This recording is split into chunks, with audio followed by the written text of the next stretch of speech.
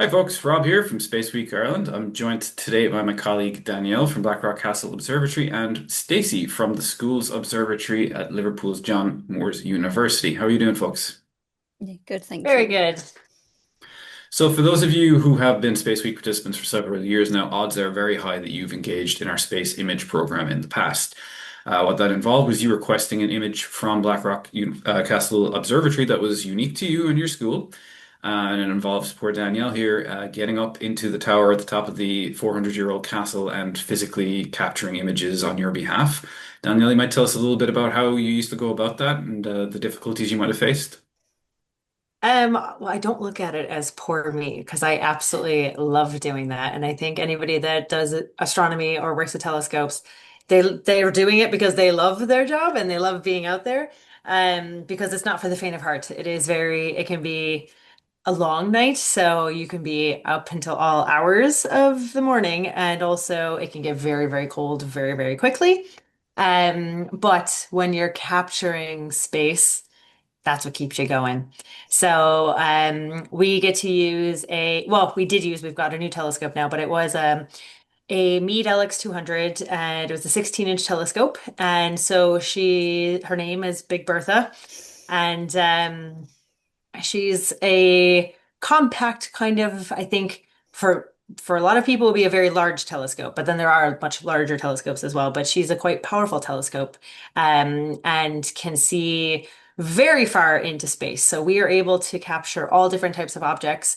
And so we've done planets, we've done stars, we've done nebula, we've done all different types of things. The research, they would look at supermassive black holes and exoplanets. So it's a real variety of things. And the farthest thing I've ever imaged was a supermassive black hole, 4.26 billion light years away. So we're really, really deep into space, nearly halfway across the known universe. So that's what keeps you going at night when you are cold and it's dark and you're tired, but you're like, this is really cool what I'm getting to do right now. It was tricky though, wasn't it? Like, 'cause the weather in Ireland wasn't great, and we would often have between like 400 and 600 requests for those images, and it put you under a lot of pressure to capture those images very often over the course of the summer months when it's not the easiest to be observing anyway. So the thing is, we would choose targets knowing that we wouldn't have a lot of time to capture them. And yes, so Ireland is a bit tricky. We're pretty far north, so that means we have extremes in terms of light and dark. And so summertime is basically useless for us. Wintertime is great because you have a lot of darkness, but then you have terrible weather. So it's like it's a bit tricky because the type of telescope that we use uses the same kind of light that your eye sees. So basically, I always say to people, if you can't see the stars, the telescope can't see the stars. So meaning if the clouds are out, you can't see the stars. Well, guess what? Our telescope can't see through the clouds. If it's raining, no good for the telescope. Even if it's too windy, we can have too much wind, and that affects it as well. The atmosphere is just moving a lot, and it makes things kind of jiggle. So we want calm, clear, dry nights, which is not the way you describe Ireland. So yes, we have very limited times where we could actually get out there, but what all we really needed were a good few nights where we get out and do some imaging, because when we were sending images to schools, we were sending single raw images. So if we got a good few hours a night, we could go out, set up the telescope, and have it start imaging right away, and we can get a couple hundred images in a night if the weather played ball with us. So that was our goal. We were absolutely delighted when Stacey was introduced to us as an alternative. Now, I know, Danielle, as speaking of Space Week, that you are getting ready for more Space Week activities. So I want to thank you for joining us briefly. And I know you got to head off, but also like to say thank you on behalf of everything you've done for Space Week over the last few years, because I know this is your last one with us. And for everybody that is at home and has engaged with Space Week over the last few years, Danielle has been plugging away quietly in the background, making all that possible. So thank you very much, Danielle. And we'll let you go for now. Thanks so much. I'll see you soon. So, Stacey, You and I are going to speak about a much more involved way that the teachers can get a little bit more hands-on with capturing their own space image, as well as some really, really cool resources. So maybe you could tell us a little bit about the Schools Observatory and who you guys are. Yeah, of course. So yeah, I'm Stacey. I work at Liverpool John Moores University in the UK, and we run this thing called the Schools Observatory, which is a different way to try and get schools interacting, playing with using telescopes and getting their own data. So we we're all online, we're completely online. And the reason we can be online is because we have access to robotic telescopes. So these telescopes take out a lot of those issues that, Danielle having to stay up all night and do the observations. We're very privileged in that we can just send a request for an observation to the telescopes. There's a whole bunch of them all around the world. The telescope will figure out when the best time to do it is. It will only open when the weather's nice. It will open up, take the observations, and then you come back in the morning and all of the observations are lovely and sitting there for you, and you've not had to do the hard work. There is something special about going and using a telescope yourself, but this way is at least a lot more efficient. So yeah, we have 26 robotic telescopes that are, as I said, all over the world, from our own telescope called Liverpool Telescope, which is in La Palma in the Canary Islands, because obviously we also don't put them in Liverpool because of the weather and things. But 25 others as well from sites, in the US, Chile, Australia, all over the place.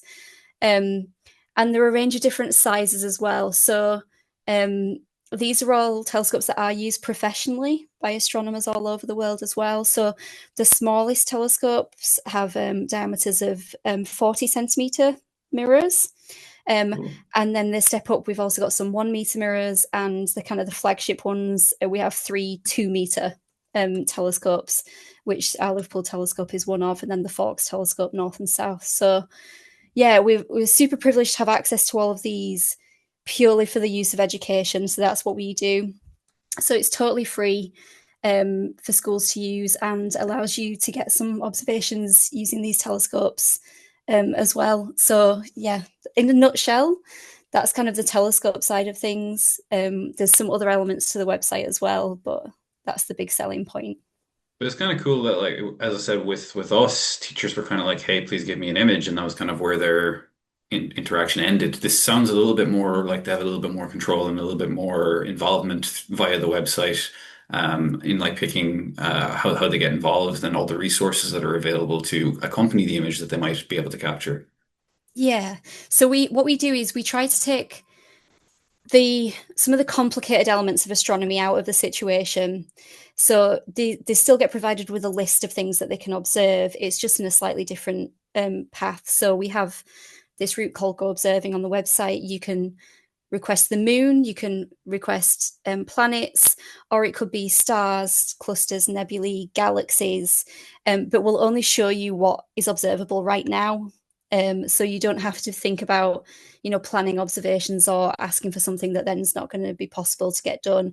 We also do the stuff behind the background, knowing how long to expose the camera for to get a good observation back, knowing whether to take it when the moon is bright or whether, or if the moon is gone, because obviously the moon is so bright it swamps out lots of observations. So a lot of those the decision making is behind the scenes, but you actually get to go in and go, have a look at the different objects available and decide which you'd like, when you want it to be taken, and things like that. That's really, really cool. And it's funny that you do mention like the visibility, because again, that was something that we struggled with because we were literally only able to get an individual image for a school. So when we did Jupiter a few years ago, we kind of had to choose between having the detail on the planet or the detail on the moons for the reasons that you mentioned, and it can be kind of difficult to explain to people why that's the case, etc. So it's cool that you guys are kind of helping people to figure out what they're going to be able to see and, optimizing for the best results. So part of the reason that I wanted to talk to you today is that everything that you guys have available is really, really cool, but any new resource can be a little bit overwhelming. So I thought maybe Mm. we would just have a little walkthrough for anybody who might want to follow along at home and try this out for themselves and maybe sign up to make use of one of the telescopes. So do you think you might be able to share what the Yeah, website looks like and where the sign up process starts, etc.? yeah, of course. So as I said, everything's completely free. If you kind of just Google Schools Observatory or the website schoolsobservatory.org, Mhm. it'll take you to kind of a page like this. We don't always have the big flashing announcement at the top, but we've just released some teacher CPD courses, some short courses that might be of interest to people. Very Um, cool. and yeah, this is kind of what the homepage normally looks like with a whole bunch of different things. Right at the top, there's the opportunity to register. There's a little register button. And if you click on that, it talks you through how to register, kind of what the benefits are. And we'd really encourage any of your teachers to register as educators. Everything's completely free, but if they're an educator, you get completely free reign on go observing in terms of what to observe, in terms of how many objects you can observe. You can also put in student accounts. So a lot of teachers like to set up each of their students in a class with their own account, and then the students can actually do it themselves. They don't all have to go through the teacher, which just releases a bit of that workload as well. It's also very empowering for the students. That's pretty cool. Yeah, and they can access it anywhere they've got a web browser. So if you got, there's always a few really, really keen students on the topic of space. And if you've got those students who just want to run with it forever and ever, they've got their login, they can go home and there's plenty of stuff they can do on the website by themselves as well. So it gives them that kind of, the ability to do that. So yeah, when you do register, it's just a case of kind of putting in your school's details. There's a little activation email that comes. You click on that, and then you can kind of log on to the site. So I'll log in now as one of our teacher accounts just to show you.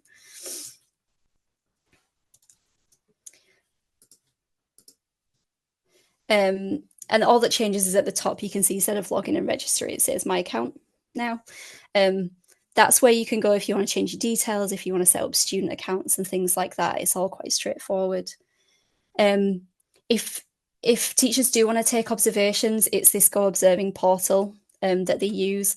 Maybe I'll just really quickly, if that's okay, just show you how easy it can be to put an Please. observation in. So when you go on that Go Observing, you've got the choice of different objects in space, galaxies and stars, planets, as I said, and the moon. Now, right now, we can only do planet and moon observations on our Liverpool telescope. So we are restricted to the ones that don't always come back as quickly as if you're going for planets and nebulae and galaxies and things. But not normally you don't point a 2-meter telescope at the moon because it is so bright. But because we've had schools embedded in this project from the start, we've got special filters and things on the telescope, so you can look at the moon. But we can't fit the whole moon in one observation. So if you did want to observe the moon, you can just click here. Whatever day you go on, it will show you the moon in its current phase. So you know which parts of the moon are lit up and which aren't. And you can just kind of click on the area of the moon that you want to look at. And then we have this little observability calculator. So it'll just tell you how likely it is to get that observation over the coming few weeks. That's with the moon, it's all to do with the moon phase. Is the part you clicked in the light or is it in the dark? And you press submit and it's gone. It's gone That's to the really telescope. cool. So the idea is to make it simple as possible. Absolutely. That's a really, really cool resource. It's funny you mentioned the difficulties of pointing a 2-meter telescope at the moon. The moon was something that even we struggled with Yeah. the little guy, and we had the added annoyance of the tower. So our telescope is placed on top of a tower, but there's a secondary tower that's even taller again. So like trying to capture the moon if it sneaks behind that tower is an added level of difficulty. So I'm sure the teachers will be absolutely thrilled to see how much more straightforward it is to work with you guys. That's really, really cool. The moon's funny because it's so close. You'd think it'd be the easiest thing to observe, but often it's the hardest. But yeah, so that's just an example. But as I said, there's lots more objects under galaxies and stars, and it will just show you. It will only show you ones that are available at the time, the chances of observing them, and then you can kind of click on the information button. And it shows you a little bit about what that observation might look like and things like that. For these, obviously, they can go to any of our telescopes. It gives you the big list of telescopes that they can go to as well. But But as with any of the others, it's just a case of once you've kind of decided on the one that you want, yeah, press submit, and again, it's gone. So and you can check back anytime there's this my observations page, and here you can see the two that I've just put in have been submitted to the telescope. Once it's been taken, it changes to this view image, and then we've got our own software that you can open it in, because we do send data files, not just pictures. You can actually do science with these as well. So in order for you to be able to do that science, you need a software that can open them. Now, a lot of the professional ones are super tricky to use, so we just wrote our own that's for schools. So when it comes back, once you click view image, it automatically will open it up in there. And then you can save it That's as a incredible. picture or do different things with it when it's in there.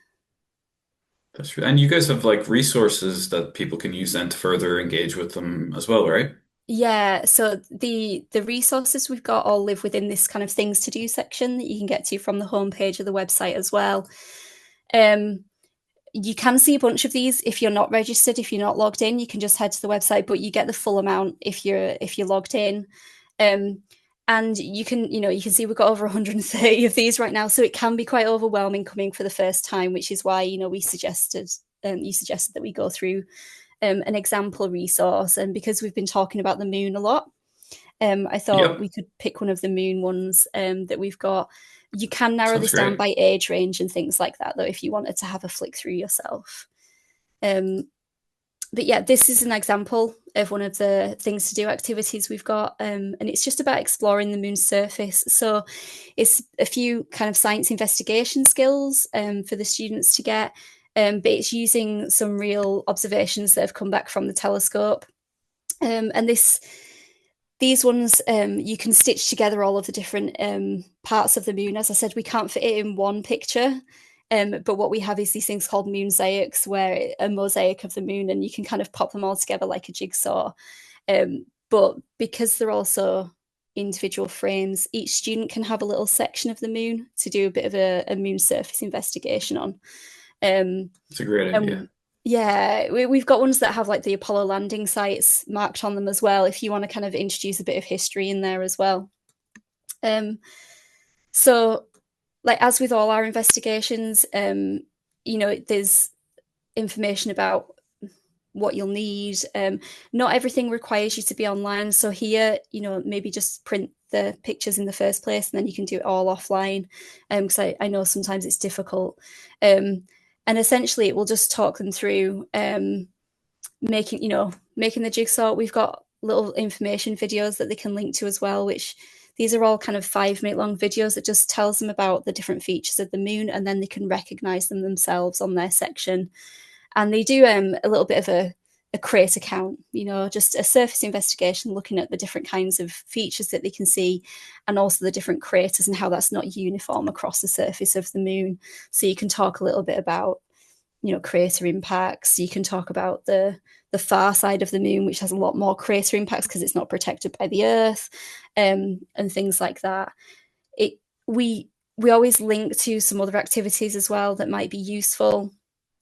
And the other thing that we've got at the bottom here is we also curriculum map all of our activities to all of the UK and the Irish curricula as well. So, for example, this one, we've got like a link to Irish primary, and if you click on that, it will show you all the other resources we've got that are connected to the same curriculum level as well. That's incredible.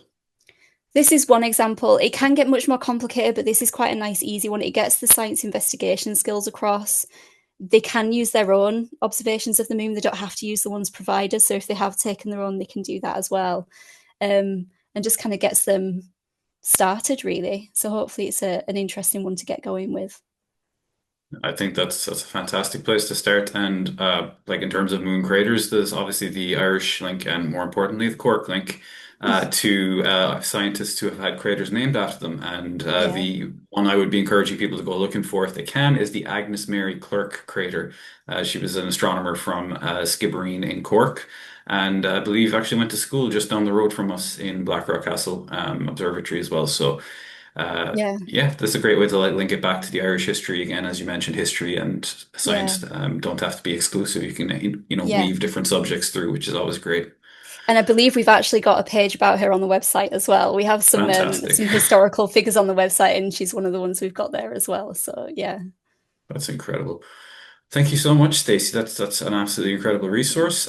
So we'll provide a link to this video for the teachers that have signed up, and we'll pop one or two other links to historical people like Agnes Mary Clark as well. For those that are interested, we highly encourage you to sign up and use this resource. We've had nothing but good reviews from the Irish teachers that are already using this. So if you are in any way struggling or whatever, please reach out to us. We'd be happy to help. But I think this resource is everything that you're going to need to get started. And we encourage you to start with this first resource and maybe next year get a bit more adventurous.